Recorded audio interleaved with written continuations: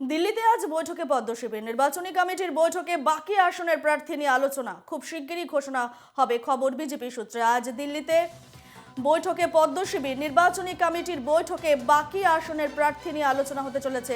খুব শিগগিরই ঘোষণা করা হবে বাকি প্রার্থী তালিকা, খবর বিজেপি সূত্রে। এ নিয়ে আমরা বিস্তারিত কথা বলবো। ফোন লাইনে রয়েছেন আমাদের প্রতিনিধি সৌরজ্যোতি বন্দ্যোপাধ্যায়। সৌরজ্যোতি, আজ দিল্লিতে বৈঠকে বসতে চলেছে পদ্ম শিবির এবং নির্বাচনী কমিটির বৈঠকে বাকি আসনের প্রার্থী নিয়ে আলোচনা হওয়ার সম্ভাবনা রয়েছে, কি জানতে পারছো? দেখো, প্রথম কথায় 20টি আসনের প্রার্থী ঘোষণা করা হয়েছিল বিজেপির তরফে, এবং তারপরে তুমি জানো যে গত 8 তারিখে 8 মার্চ দিল্লিতে কেন্দ্রীয় কমিটি, নির্বাচনী কমিটি তাদের বৈঠক হয়, এবং আজকেও সেই একই বৈঠক হয়েছে। সম্ভবত এই বৈঠকই চূড়ান্ত দ্বিতীয় দফার প্রার্থী তালিকা প্রকাশের আগে।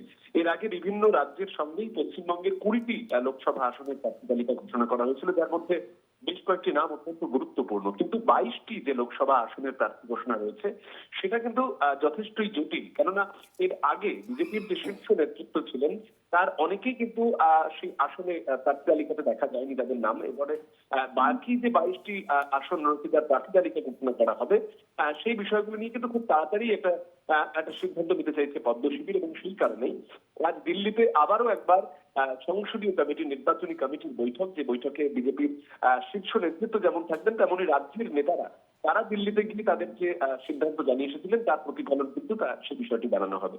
যেমনটা জানা যাচ্ছে পদ্ম শিবির সূত্রে, আগামী কয়েকদিনের মধ্যেই, অন্তত 2 দিন বা 3 দিনের মধ্যেই কিন্তু পরবর্তী যে লিস্ট রয়েছে, পরবর্তী যে তালিকা রয়েছে সেটি কিন্তু বিজেপির তরফ থেকে আবারও একবার সাংবাদিক সম্মেলন করে জানিয়ে দেওয়া হবে। ধন্যবাদ সৌরজ্যোতি।